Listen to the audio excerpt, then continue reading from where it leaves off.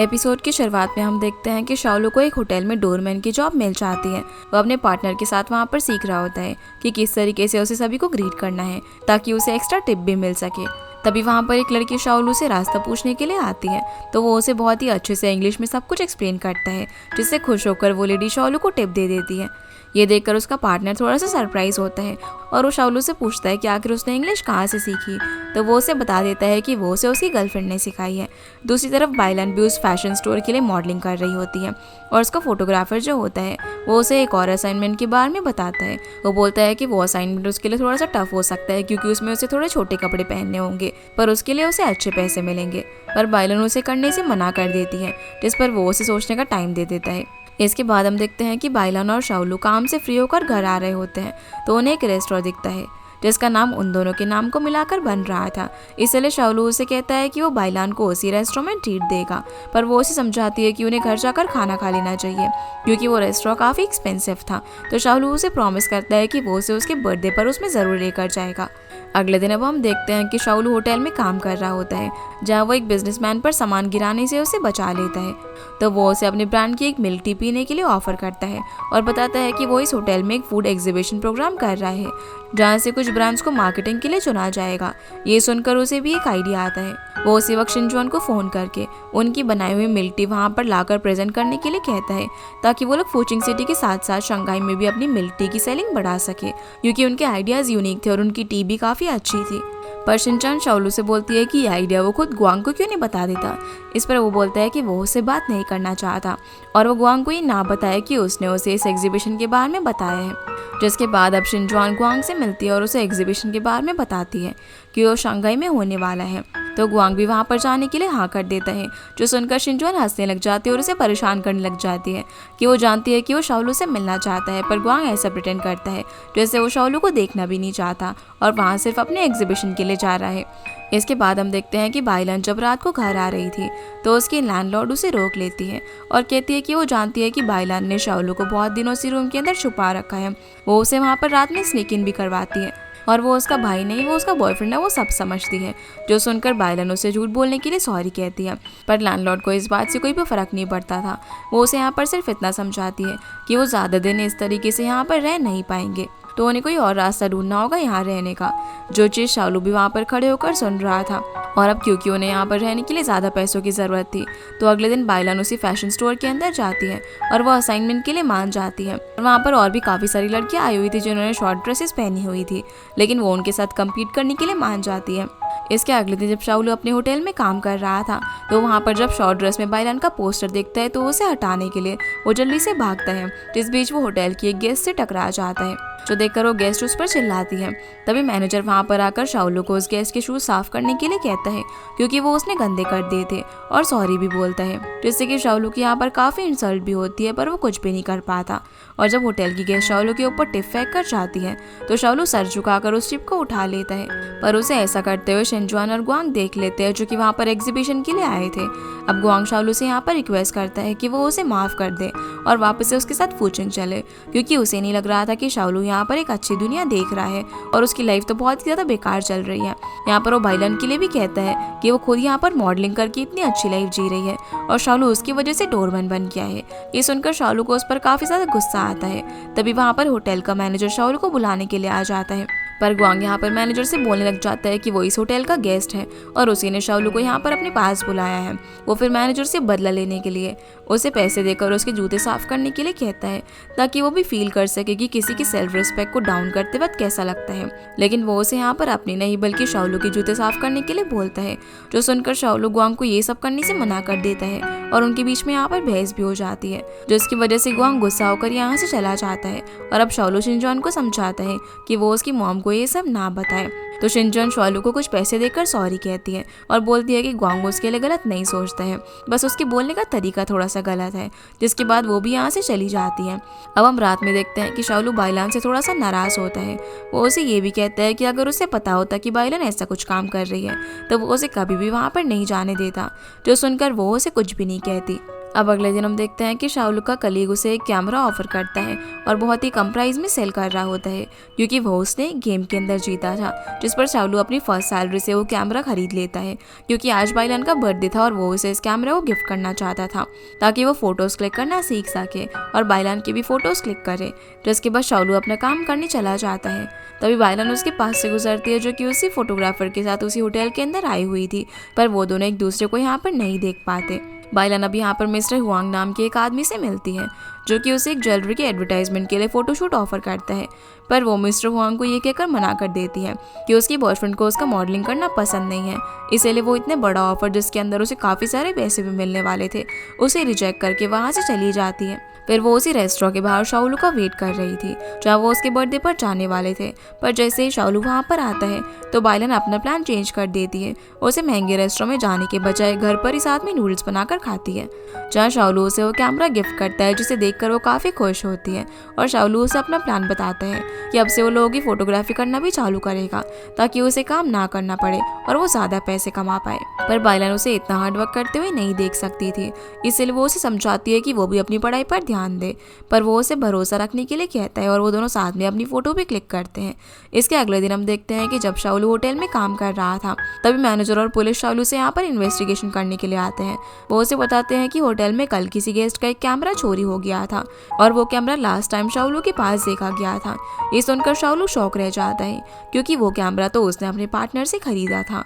वो उन लोगों को यहाँ पर सच बताता है, पर जैसे वो लोग उस दूसरे लड़के के बारे में इन्वेस्टिगेट करते हैं तो उन्हें पता चलता है कि वो तो काम छोड़कर भाग चुका है, इसीलिए अब चोरी का इल्जाम शाओलू पर आ जाता है, जिसकी वजह से उसे होटल से फायर कर दिया जाता है और पुलिस उससे अपने साथ पुलिस स्टेशन भी लेकर चली जाती है, जो वो बार बार बोल रहा था कि उसने चोरी नहीं की है, पर कोई भी उस पर ट्रस्ट नहीं करता।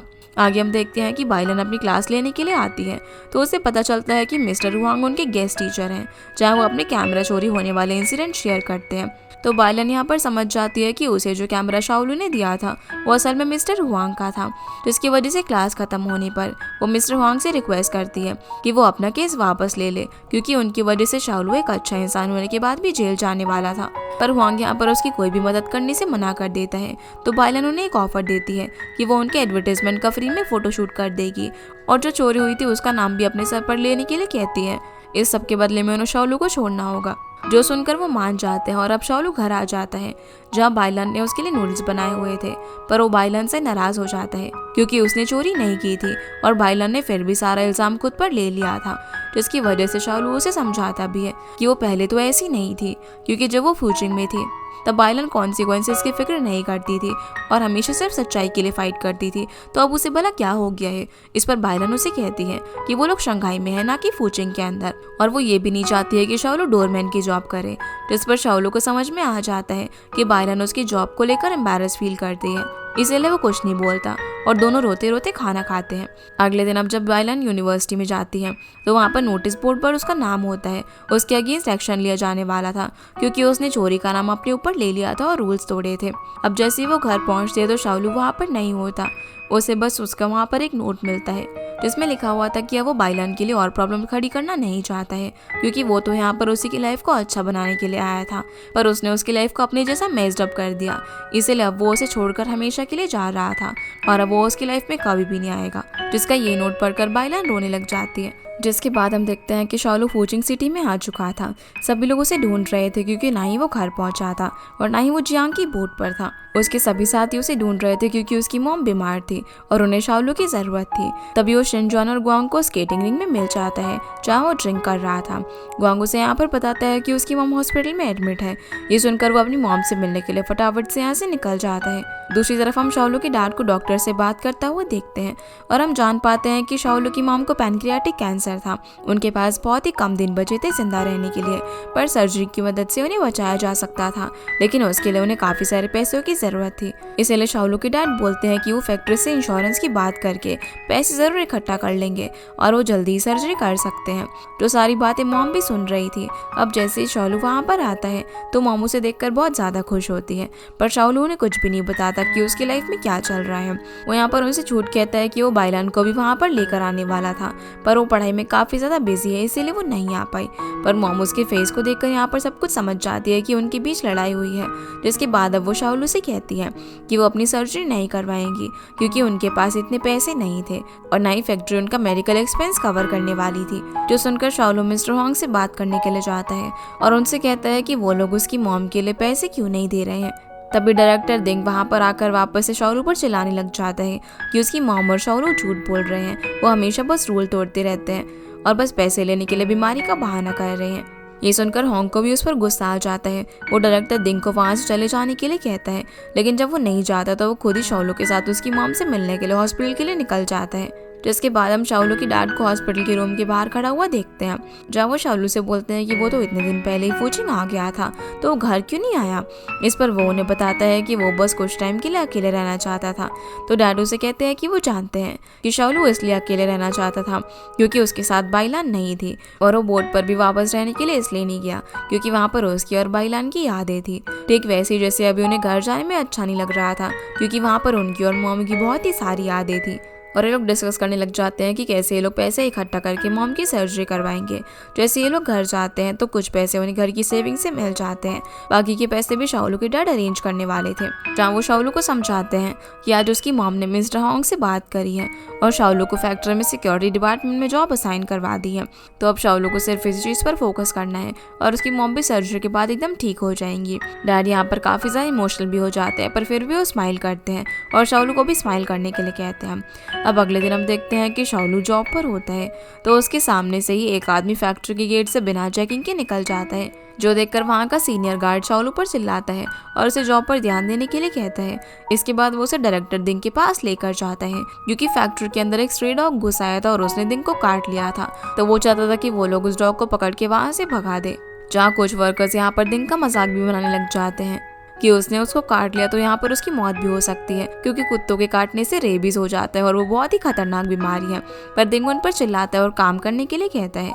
इसके बाद सभी लोग उस डॉग को पकड़ने में लग जाते हैं, पर वो डॉग भागता भागता स्केटिंग रिंग की तरफ पहुंच जाता है, जिसे पकड़ने के लिए शाओलू भी वहाँ पर आ जाता है और उससे बोलता है कि डरो मत, मैं तुम्हें नहीं काटूंगा। दूसरी तरफ दिंग शाओलू पर नजर रखे हुए था, तो मिस्टर न्यू उसे पकड़ लेते और उसे वार्न करते हैं कि अगर उसने शाओलू को कोई भी नुकसान पहुंचाया तो वो उसे एक्सपोज कर देंगे क्योंकि वो बहुत ही सालों से फैक्ट्री के अंदर काम कर रहे थे और वो अच्छे से जानते थे कि दिंग ने यहाँ पर क्या क्या गलत काम किए हैं। इसके बाद हम शाओलू को देखते हैं, फिर हम शाओलू को देखते हैं जो कि स्केटिंग रिंग के अंदर होता है, तो वहाँ पर वो बाइलान के पोस्टर को देखकर रुक जाता है और वो यहाँ पर ऐसे फील करता है जैसे कि वो उस डॉग से बात कर रहा हो और उसे शेयर कर रहा हो कि कैसे वो नहीं जानता कि भला वो अभी इस दुनिया के अंदर क्या कर रहा है क्योंकि उसके पास अभी कोई भी रीजन नहीं था कुछ करने के लिए। तभी वो यहाँ पर उस डॉग को अडॉप्ट करने के सोचता है और उसका नाम लक्की रख देता है, जो कि उसने बाइलन के साथ मिलकर सोचा था कि जब वो दोनों शंघाई में रहेंगे तो वहाँ पर एक डॉग को अडॉप्ट करेंगे जिसका नाम वो लक्की रखेंगे। पर अब शाओलू यहाँ पर अकेले उस डॉग की केयर करने लग जाता है। जिसके बाद हम देखते हैं कि यिंग शाओलू से बात करने की कोशिश करती है कि वो उसके लिए कुछ अच्छा कुक करेगी, पर शाओलू उसे इस बार ये सब करने से मना कर देता है और सच भी बता देता है कि वो जो भी खाना बनाकर लाती थी उसे चैन खाता था और असल में चैन उसे पसंद करता है, ना कि शाओलू। जो सब सुनकर ये काफ़ी इमोशनल हो जाती है और वो शाओलू को बोलती है कि वो काफ़ी बदल चुका है, जो शाओलू उनके साथ पहले था वैसा वो बिल्कुल भी नहीं रहा, जिसकी वजह से वो चैन से जाकर भी यहाँ पर लड़ाई करती है क्योंकि उसे लग रहा था कि उसने वो जो लेटर लिखा था वो ऐसे उसे पागल बनाने के लिए लिखा था। वो बेचारे चैन को यहाँ पर कुछ एक्सप्लेन ही नहीं करने देती, जिससे कि वो काफ़ी दुखी हो जाता है क्योंकि वो यिंग को बिल्कुल भी दुखी नहीं देखना चाहता था। फिर हम देखते हैं कि शाओलू लकी को ढूंढने के लिए जाता है और जब वो उसे मिलता है तो उसके पैर में काफ़ी चोट लगी हुई थी, जिसकी वजह से वो उसे दवाई लगवाने के लिए मेडिकल रूम में लेकर जाता है, जहाँ पर वो बाइलन को इमेजिन करने लग जाता है कि अगर वो वहाँ पर होती तो लकी को कुछ सेकंड्स में ही ठीक कर देती, पर असल में वहाँ पर वो सीनियर डॉक्टर होता है जो शाओलू को बताता है कि फैक्ट्री की पुअर परफॉर्मेंस चलने की वजह से एम्प्लॉयज़ का मेडिकल एक्सपेंस कवर नहीं किया जा रहा, इसीलिए वो लोग गुस्से में यहाँ से सारी दवाइयाँ वगैरह उठाकर चले गए और उनके पास कुछ भी नहीं है लकी का इलाज करने के लिए। जो सुनकर शाओलू लकी को घर लेकर चला जाता है, जहाँ पर गुआंग उसका वेट कर रहा था। वो शाओलू से कहता है कि वो उसे अपने बिजनेस में पार्टनर बनाने के लिए आया है, पर शाओलू उसे मना कर देता है। तो गुआंग उसे बस इतना ही कहता है कि उसे बाइलान का नहीं सोचना चाहिए और मूव ऑन करना चाहिए क्योंकि वो तो ज़रूर वहाँ पर आराम से रह रही होगी।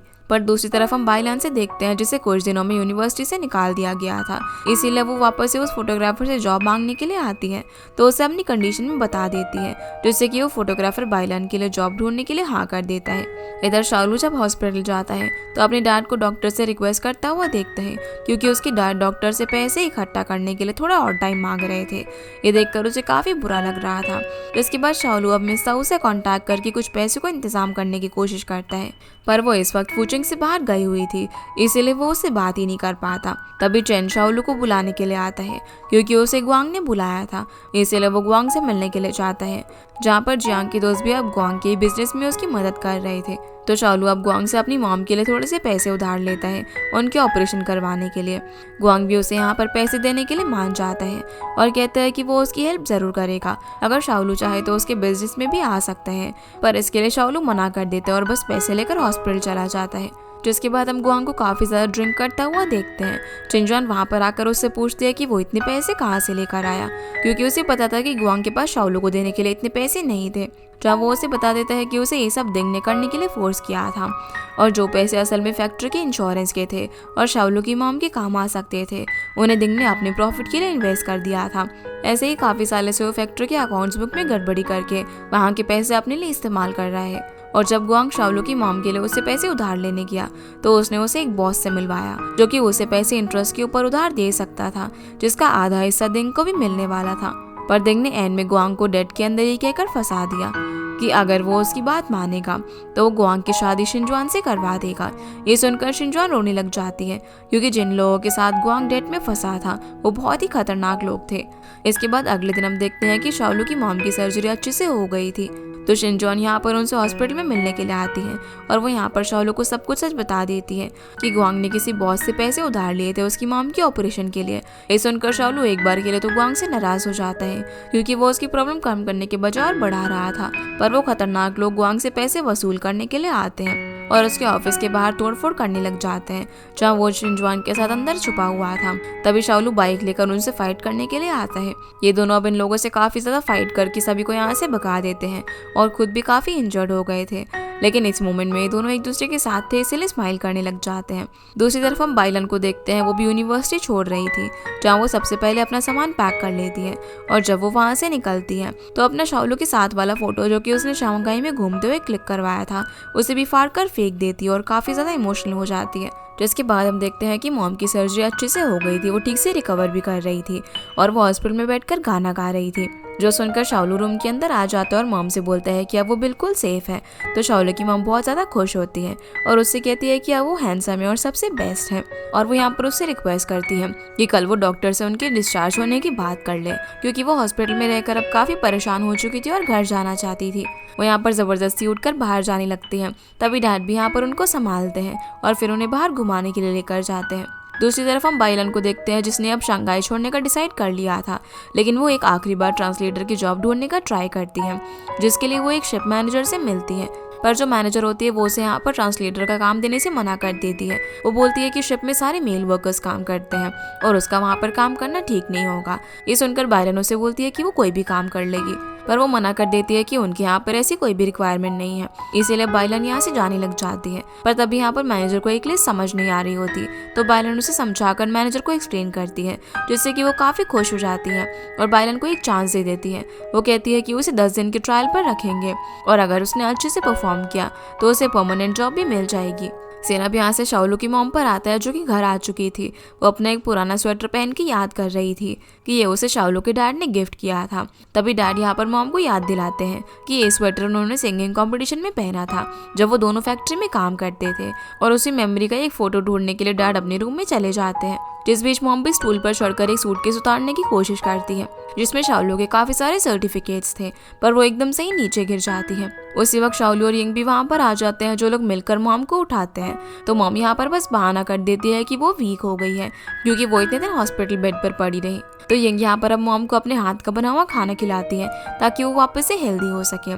शाओलू की मॉम अब यहाँ पर उसे समझाती है कि जरूरी नहीं है कि वो बाइलन की वजह से इधर उधर घूमता रहे, क्योंकि फूचिंग के अंदर अभी भी यिंग जैसी बहुत ही अच्छी अच्छी लड़कियां हैं तो वो उनसे भी शादी कर सकता है। वैसे भी उन्हें यंग काफी पसंद है, पर क्योंकि अब यंग को पता चल गया था कि शाओलू उसे पसंद नहीं करता, इसीलिए वो मॉम को यहाँ पर क्लियर कर देती है कि वो दोनों एकदम भाई बहन के जैसे हैं और जैसा वो सोच रही है वैसा कुछ भी नहीं है। तो मॉम बोलती है कि उनसे एक बार यहाँ पर फिर से गलती हो गई और फिर दोनों का यहाँ पर हाथ पकड़वा कर उन्हें बहुत ही अच्छे से भाई बहन की तरह एक दूसरे का ख्याल रखने के लिए कहती है। यहाँ पर शाओलू को भी उसके डैड का अच्छे से ख्याल रखने के लिए कहती है, जो सब देखकर डैड काफी ज्यादा इमोशनल हो जाते हैं और रोते हुए शाओलू की मॉम का वही फोटो देख रहे थे जो कि वो ढूंढ रहे थे। दूसरी तरफ हम बाइलन को देखते हैं, वो मैनेजर के साथ एक मीटिंग में बैठी होती है जहाँ पर वो लोग यही बात कर रहे थे कि अभी तक उनके शिप्स चालू नहीं हुए हैं, जबकि वहाँ पर फूड और कस्टमर की भीड़ आती जा रही थी। जो सुनकर बाइलन को एक आइडिया आता है, वो इस प्रॉब्लम का सोल्यूशन भी बता देती कि वो हांगकांग के शिप एजेंसी से कॉन्टैक्ट कर सकते हैं और उनसे मदद मांग सकते हैं नए रूट के लिए। ये आइडिया मैनेजर को पसंद आता है और वो बाइलन को ये काम करने के लिए देती है और अगर उसने काम अच्छे से किया तो उसे परमानेंट पोजीशन मिलने वाली थी, जिससे कि अब वहाँ पर काम करने वाली लड़कियां बाइलन से जेलस फील करने लग जाती हैं। सीन अब यहाँ से यंग पर आता है जिसने ये ब्लाइंड डेट पर जाना स्टार्ट कर दिया था ताकि उसे एक अच्छा लड़का मिल पाए, पर चैन उसे ब्लाइंड डेट पर जाने से मना करता है और समझाता है कि वो ऐसे भी बहुत ज्यादा ब्यूटीफुल है तो उसे बिना डेट पर जाए भी लड़के मिल सकते हैं। पर यंग उसे कहती है कि वो एक वियर्डो है और भला उसे इतनी क्यों परेशानी हो रही है, उसे बस अपना ध्यान रखना चाहिए। पर चैन नहीं मानता, वो यहाँ पर उसे अपनी फीलिंग्स कन्फेस करना चाहता था लेकिन बेचारा उसके आगे कुछ बोल ही नहीं पाता और यंग भी उसे बिल्कुल मौका नहीं देती कुछ कहने का। अब जब यंग डेट पर जाती है तो वो भी चुपके से उसके पीछे पीछे वहाँ पर चला जाता है, जहाँ वो देखता है कि जिस लड़के से यंग मिलने के लिए गई थी वो लड़का उसकी काफी ज्यादा इंसल्ट कर रहा था कि यंग ना बिल्कुल भी थिन और ब्यूटीफुल नहीं है और उसे कुकिंग के अलावा और कुछ काम नहीं आता तो वो उसके लिए परफेक्ट नहीं है। ये सुनकर चैन को उस लड़के पर बहुत ज्यादा गुस्सा आता है। वो सामने आकर यहाँ पर उस लड़के को कहता है कि वो यंग के लायक नहीं है क्योंकि वो तो बहुत ज्यादा इंटेलिजेंट और टैलेंटेड लड़की है। यहाँ वो उस लड़के के फेस पर पानी भी फेंक देता है, जिस वजह से उस बेचारे की थोड़ी पिटाई हो जाती है। अब जब ये लोग वहाँ से बाहर आते हैं तो यंग उस पर चिल्ला रही होती है कि वो भला उसका पीछा क्यों कर रहा था, उसने वहाँ पर उसका इतना स्टैंड क्यों लिया और वो आखिर उसे चाहता क्या है। तो चैन बोलता है कि वो बस उसे हेल्प करना चाहता है और अगर वो चाहे तो वो उसका साथ दे सकता है। जो सुनकर यंग अचानक से शाय फील करने लग जाती है और वहाँ से भाग जाती है। जिसके बाद हम बाइलन को देखते हैं, वो पूरी रात एजेंसी के स्टोर रूम में रहती है क्योंकि उसके पास रहने के लिए कोई भी जगह नहीं थी। अगले दिन फिर बाइलन हांगकांग की एजेंसी से अपनी शिप एजेंसी के लिए डील भी करा दी थी, पर तभी उसे मैनेजर के ऑफिस में बुलाया जाता है क्योंकि मैनेजर को ये पता चल गया था कि बाइलन को चोरी के इल्जाम में यूनिवर्सिटी से निकाल दिया गया था। जो देखकर मैनेजर उससे बोलती है कि वो उसे बहुत ज्यादा पसंद करती थी, पर वो अपनी एजेंसी में किसी ऐसे इंसान को नहीं रख सकती जिसका पास्ट खराब हो, इसीलिए बाइलन को फायर कर दिया जाता है। एजेंसी की बाकी लड़कियां भी यहाँ पर बाइलन का सूटकेस चेक कर रही होती है कि उसने और क्या क्या चुराए हैं। जो उन्हें पता चल जाता है कि वो एक ऑर्फन है, पर तभी बाइलन वहाँ पर आ जाती है। वो गुस्से में उन सब पर चिल्लाती है कि वो और क्या क्या चेक करना चाहते हैं, जिससे कि वो सभी वहाँ से चले जाते हैं। पर जिस लड़की ने बाइलन को वहाँ पर एक्सपोज किया था वो बाइलन से आकर बोलती है कि ये सब उसी ने किया है क्योंकि इस ऑफिस के अंदर परमानेंट एम्प्लॉय की सिर्फ एक ही पोस्ट खाली थी जिसके लिए वो काफी टाइम से मेहनत कर रही थी और बाइलन अचानक से आकर उसे वो पोस्ट छीनना चाहती थी, इसीलिए उसने ऐसा किया क्योंकि उसके लिए पोस्ट काफी ज्यादा इंपॉर्टेंट है। जो सब सुनकर बाइलन काफी फ्रस्ट्रेट हो जाती है और अपने बैग में शाओलू के वो एनिमल क्रैकर देखकर काफी इमोशनल भी हो जाती है और रोने लगती है क्योंकि अब उसके पास कोई भी रास्ता नहीं बचा था। वो यहाँ पर शाओलू को भी काफी ज्यादा याद कर रही थी। सेनप यहाँ से शाओलू पर आता है, जो अचानक से उसकी मॉम की तबीयत काफी ज्यादा खराब हो चुकी थी। वो फैक्ट्री में कार भेजने के लिए कॉल कर रहा था, पर डायरेक्टर दिन कार भेजने के लिए सिक्योरिटी डिपार्टमेंट को मना कर देता है और खुद कार की कीज रख लेता है, जिसकी वजह से शाओलू की मॉम को हॉस्पिटल ले जाने में देर हो जाती है और जब तक वो लोग मॉम को हॉस्पिटल लेकर पहुंचते हैं तब तक उनकी डेथ हो जाती है, जिसकी वजह से शाओलू और उसके डैड तो यहाँ पर काफी ज्यादा शॉक में थे और सभी लोग बहुत ज्यादा दुखी होते हैं। तभी गुआंग को यहाँ पर शिनजुआन के साथ हॉस्पिटल आते वक्त दिंग दिख जाता है, जिसके पास फैक्ट्री की कार थी। वो समझ जाता है कि ये उसने जानबूझकर किया है, इसीलिए अगले दिन वो पुलिस स्टेशन में उसके खिलाफ कंप्लेंट लिखवा देता है कि उसने फैक्ट्री के जो हेल्थ इंश्योरेंस के पैसे हैं वो उसने अपने लिए यूज करे हैं और वहाँ के अकाउंट्स में गड़बड़ी की है, जिस वजह से पुलिस उसे अरेस्ट करके लेकर चली जाती है। जो सब देखकर दिंग उस पर बहुत ज्यादा गुस्सा करता है, लेकिन अब वो कुछ नहीं कर सकता था और अब फैक्ट्री दिंग से फ्री हो चुकी थी। जिसके बाद गुआंग शाओलू के घर पर जाता है जहाँ उसकी मॉम का फ्यूनरल था। वहाँ जाकर वो शाओलू को गले लगा लेता है क्योंकि वो जानता था कि शाओलू बहुत ही ज्यादा परेशान है। सभी लोग के जाने के बाद शाओलू के डैड अब मॉम का यहाँ पर फोटो देख रहे होते हैं और वही गाना भी गाते हैं जो कि शाओलू की मॉम ने सिंगिंग कॉम्पिटिशन में गाया था। तभी शाओलू को याद आता है कि उसकी मॉम वो सूटकेस ऊपर से उतारना चाहती थी, इसलिए वो सूटकेस को नीचे उतारता है, जिसके अंदर शाओलू शाओलू के कपड़े और उसका ब्रेवरी सर्टिफिकेट होता है जब उसने थिएटर को आग लगने से बचाया था। ये देखकर वो और उसके डैड बहुत ही ज्यादा रोते हैं क्योंकि उसकी मॉम बहुत ज्यादा खुश थी क्योंकि वो एक बहुत ही ब्रेव और अच्छा लड़का था। ये सुनकर शाओलू और ज्यादा रोने लग जाता है। वो कहता है कि वो बहुत ही बुरा है क्योंकि उसने अपनी मॉम के फाइनल मोमेंट्स में उनका साथ नहीं दिया और वो अपनी मॉम के साथ नहीं रहा था। अब वो यहाँ पर डैड से भी यही प्रॉमिस करता है कि वो उन्हें छोड़कर कहीं पर भी नहीं जाएगा। तो उसके डैड भी उसे समझाते हैं कि वो बुरा इंसान नहीं है, उसकी मॉम ने हमेशा ही उसकी तारीफ की है और वो उनका बहुत ही प्यारा बच्चा है। जिसके अगले दिन हम देखते हैं कि चैना फूजिंग सिटी छोड़कर जा रहा होता है क्योंकि वो सिंगर बनना चाहता था। वो हमेशा अपने ड्रीम्स बताने से डरता था कि कहीं उसके फ्रेंड्स उसका मजाक ना उड़ाए। पर यहाँ पर शाओलू और ग्वांग उसे बेस्ट ऑफ लक कहते हैं और बताते हैं कि जब उसका पहला कॉन्सर्ट होगा तब वो जरूर उससे मिलने के लिए आएंगे। अब जैसे ही चेन शिप में बैठने के लिए जाने लगता है तभी यंग वहाँ पर आ जाती है। वो चेन से कहती है कि वो उसे बिना बताए क्यों जा रहा था। वो हमेशा कुछ उसे बोलने की कोशिश करता है पर बोल क्यों नहीं पाता। तो इस बार चेन उसे अपने दिल की बात यहाँ पर बता देता है कि वो उसे बहुत ज़्यादा पसंद करता है। जो सुनकर वो उसे अपना स्कार्फ दे देती है और कहती है कि वो भी उसे वापस आने का वेट करेगी। वो दोनों फिर एक दूसरे को यहाँ पर गले लगा लेते हैं, यानी कि अब उन्हें भी एक दूसरे के साथ मिल चुका था। जिन्हें देखकर ग्वांग शाओलू से कहता है कि अब तो बस शाओलू उनके बीच में सिंगल बचा हुआ है। तो शाओलू बोलता है कि फिलहाल वो सिर्फ अपने ड्रीम्स और पढ़ाई पर ही फोकस करेगा। जो सुनकर ग्वांग भी चिल्लाकर उसे मोटिवेट करता है और कहता है कि वो दोनों एक अच्छा फ्यूचर बनाएंगे। इसी के साथ ये एपिसोड यहीं पर खत्म हो जाता है। तो गाइस ये थी आज के वीडियो एंड आई होप आप लोग को ये वीडियो पसंद आई होगी। तो इस वीडियो को लाइक कर चैनल को सब्सक्राइब जरूर कीजिएगा। आपसे फिर मिलते हैं इस ड्रामा के अगले एपिसोड में, तब तक के लिए गुड बाय।